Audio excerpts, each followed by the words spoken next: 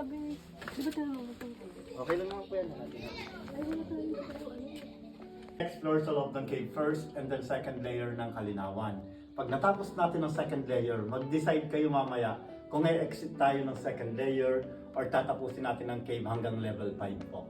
Mamaya kayo mag-decide pag natapos ang level 2. Ito yung level 1 ng cave. Kung mapapansin nyo rito, mataas yung ceiling, maluwag yung area.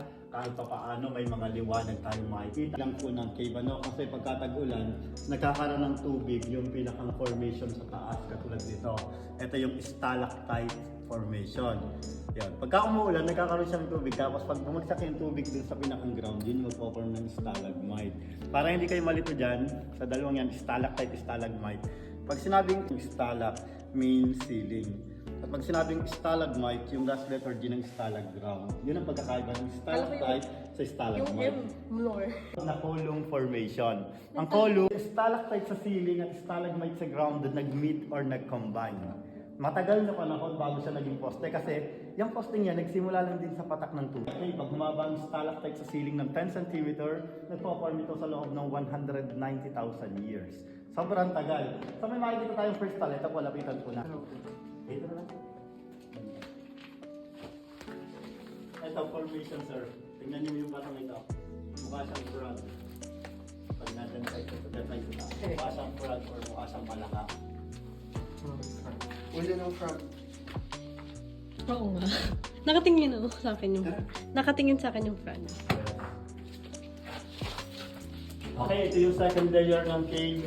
Hindi siya tulad ng level 1 na maluwag yung area, mataas yung ceiling, kabaliktaran nito.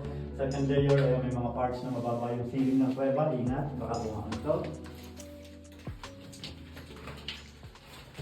Okay, dito may mga natural crystal din tayo dito sa cave. Ito yung mga bawal tayo natin hawakan. Okay. Parehas tayo ng minerals nila, yung calcium nasa buto at ngipin natin. Kaya ang buto at ngipin natin, kahit pa paano maputi sila, matitigas, kahit pa paano kumikintab din siyempre sila. Video! Okay, siyempre yung tubig, pag pumapatak sa ground, nagpo-formation ng stalagmite sa ground yon. At may posibilidad na mag-connect, maging column, maging isang poste. Kaya naman yung mga kuweba na hindi na-explore. Go, Ash.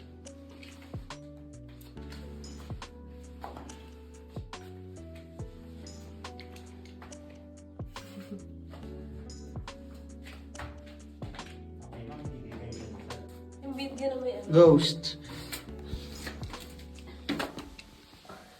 Yung chinelas. Go, dakwak na eh.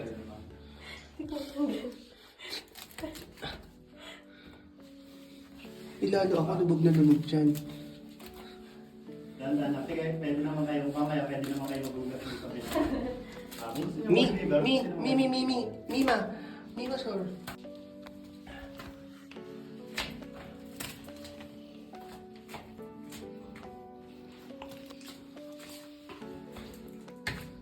Aray.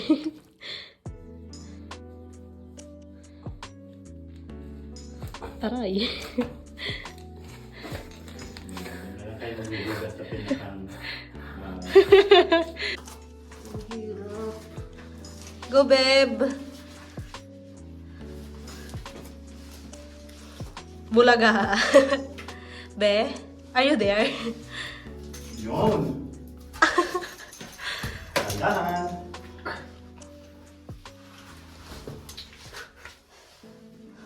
Yes, kailangan.